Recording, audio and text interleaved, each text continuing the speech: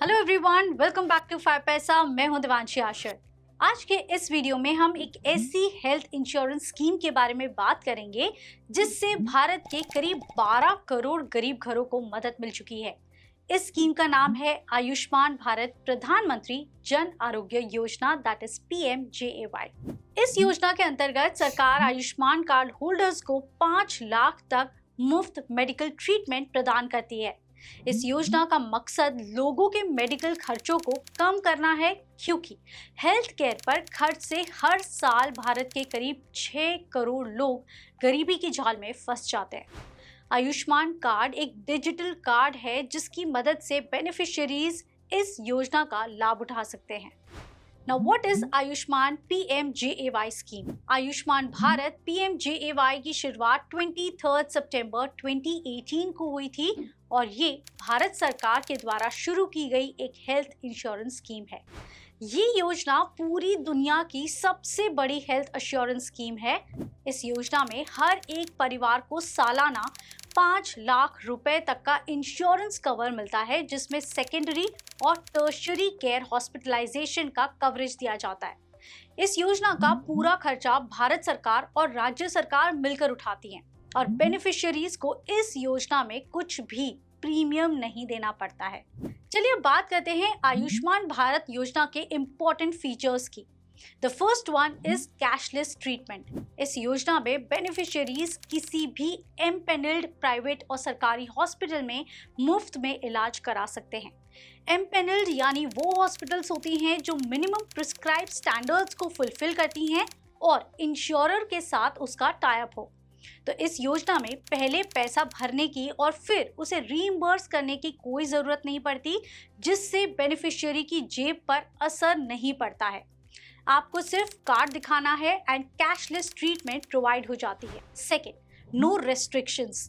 तो इस योजना में परिवार के कितने भी लोग आ सकते हैं, साथ ही किसी भी जेंडर और उम्र के लोग इसमें शामिल हो सकते हैं। Third is expenses covered. तो आयुष्मान भारत में करीब 1929 मेडिकल प्रोसीजर्स शामिल हैं। इस स्कीम में कई सारे एक्सपेंसेस कवर्ड है, जैसे कि medical examination, treatment, consultation, surgeon charges, medicine, non intensive and intensive care units, diagnostics और laboratory investigations, accommodation benefits, ICU charges, food services और इलाज के समय अगर कोई और कॉम्प्लिकेशंस होते हैं तो उसके खर्चे भी इसमें शामिल हैं। Fourth is hospitalisation coverage. इस योजना में बेनिफिशियरी को हॉस्पिटल में भर्ती होने से 3 दिन पहले के खर्चे और साथ ही डिस्चार्ज होने के 15 दिन के बाद के खर्चे, जैसे कि दवाइयाँ हो गई, डायग्नोस्टिक का कवरेज भी दिया जाता है।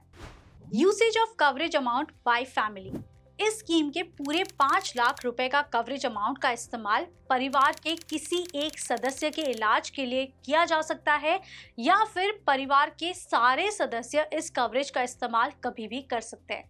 Inclusion of pre existing diseases.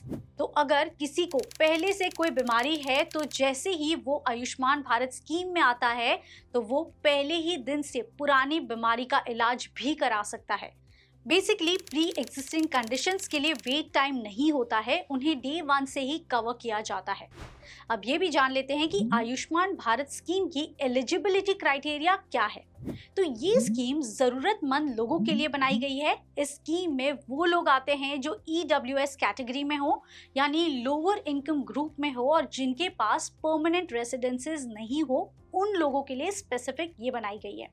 तो जो भी परिवार सोशियो इकोनॉमिक कास्ट सेंसस 2011 यानी कि SECC 2011 के चुने हुए डिप्राइवेशन और ऑक्यूपेशनल क्राइटेरिया के डेटाबेस में मौजूद हैं, वो आयुष्मान भारत योजना में सीधा शामिल हो जाते हैं।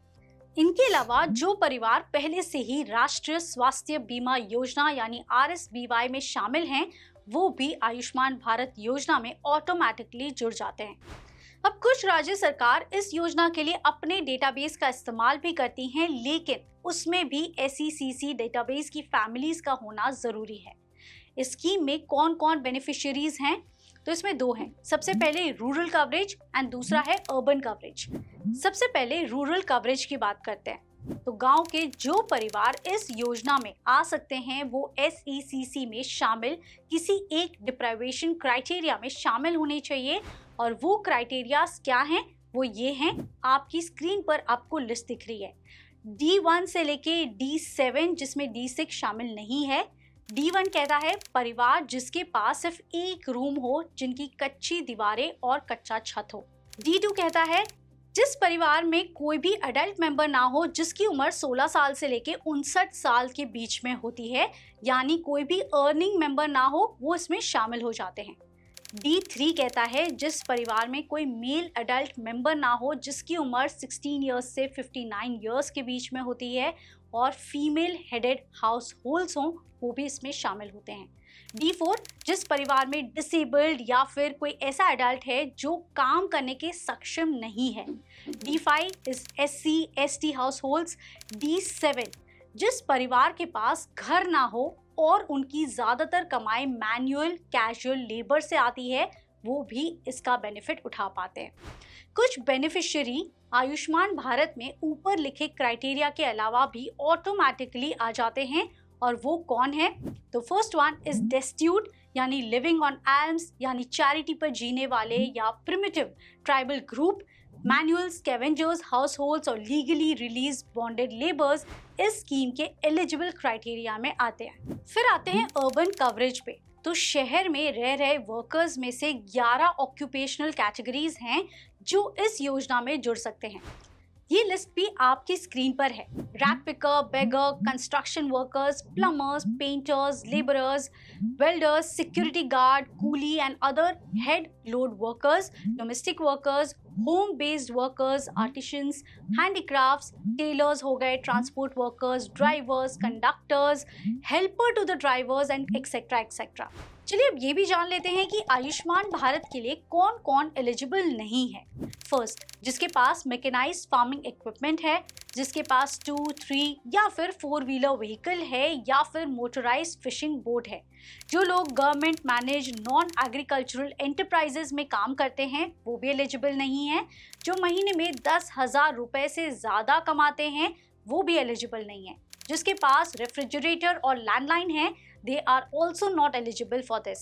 जिसके पास 50,000 रुपए की क्रेडिट लिमिट वाला किसान कार्ड है, जिसको सरकार की तरफ से नौकरी मिली हुई है, जिसके पास अच्छा या फिर पक्का मकान है, they are not eligible। या फिर जिसके पास कम से कम 5 एकर्स की एग्रीकल्चरल लैंड है, वो भी इस स्कीम के लिए एलिजिबल नहीं होते हैं। तो अब आप सोच रहे होंगे कि इस स्कीम से मुझे क्या फायदा होगा? इस वीडियो को देखकर समझकर आप अपने आसपास के लोग, जैसे आपके जो डोमेस्टिक हेल्पर्स हैं, मेड्स हैं, कुक्स हैं, ड्राइवर्स हैं, उनकी जिंदगी बेहतर बना सकते हैं।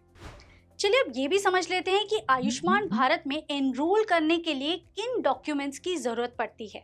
First one is Aadhaar card और पैन कार्ड या फिर उनका राशन कार्ड, मोबाइल नंबर और email address, caste certificate, income certificate is necessary, family के करंट स्टेटस का डॉक्यूमेंट यानी कि जॉइंट या फिर न्यूक्लियर फैमिली का। चलो अब ये भी समझ लेते हैं कि आप घर बैठे बैठे अपना या फिर किसी हेल्पर का आयुष्मान कार्ड कैसे डाउनलोड कर सकते हैं। अगर आप इस स्कीम में एक बेनिफिशियरी हैं तो आप आयुष्मान ऐप के जरिए अपना आयुष्मान कार्ड इजीली डाउनलोड कर सकते हैं। तो सबसे पहले आपको अपने स्मार्टफोन में आयुष्मान ऐप को डाउनलोड करना है और इसके लिए आपको प्ले स्टोर पर जाके आयुष्मान ऐप सर्च करना है। एंड ध्यान रखें कि आप नेशनल हेल्थ अथॉरिटी के द्वारा दिए गए ऐप को ही डाउनलोड करें। फिर उसके बाद आपको NHA डेटा प्राइवेट पॉलिसी को एक्सेप्ट करना होगा। इसके बाद आप ऐप की लैंग्वेज इजीली चुन सकते हैं, जैसे इंग्लिश, हिंदी या फिर आपकी रीजनल लैंग्वेज। इसके बाद लॉगिन पे क्लिक करना है और बेनिफिशियरी ऑप्शन को चूज करना है। फिर आपको अपना मोबाइल नंबर उसमें डालना है, वेरीफाई पर क्लिक करना है। वेरीफाई होने पर आपको ग्रीन टिक मार्क दिखेगा और आपको ऑथेंटिकेशन के लिए एक मोबाइल नंबर पर OTP आएगा जो आपको उसमें फीड करना है। इसके बाद आपको कैप्चा डालना है और लॉगिन बटन पर क्लिक कर देना है। लॉगिन करने के बाद आप सर्च फॉर बेनिफिशियरी पेज पर चले जाएंगे और इसमें आपको अपना स्टेट, स्कीम चुनना है और स्कीम में आपको PMJAY चुनना है। और फिर सर्च में आप फैमिली आईडी, PMJAY आईडी, आधार नंबर, लोकेशन या फिर नेम में से कोई एक चुन सकते हैं और फिर आपको अपने डिस्ट्रिक्ट को चूज करना है।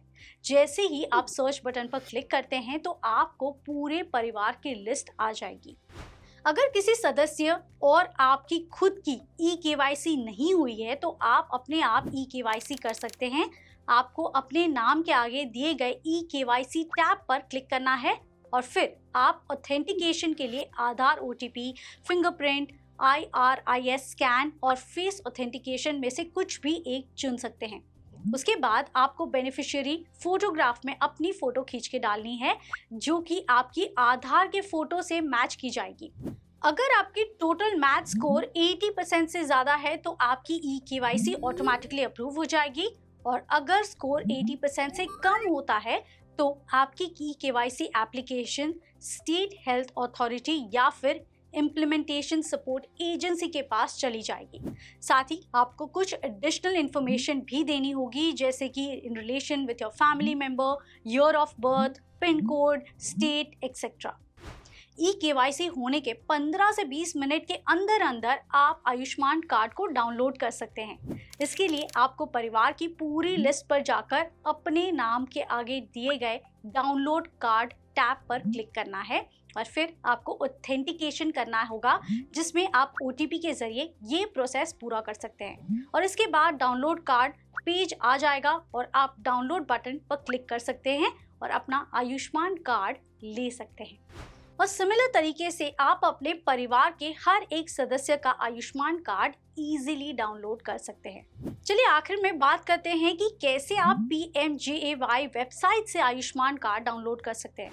तो सबसे पहले आपको PMJAY वेबसाइट पर जाना है, Am I Eligible टैब पर क्लिक करना है और उसके बाद आपको मोबाइल नंबर वेरीफाई करना है और OTP ऑथेंटिकेशन करना है।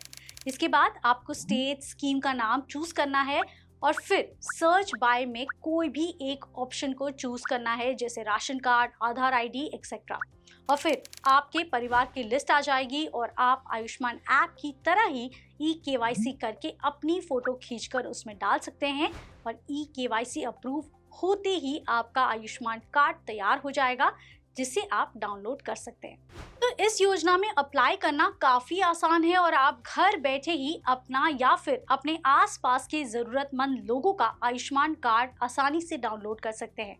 अगर आप और भी किसी स्कीम के बारे में ऐसे ही जानना चाहते हैं तो हमें कमेंट सेक्शन में ज़रूर बताइए। वीडियो अच्छी लगी हो तो don't forget to like and share this video और 5 पैसा की चैनल को सब्सक्राइब करना बिल्कुल ना भूलें। सी यू नेक्स्ट टाइम।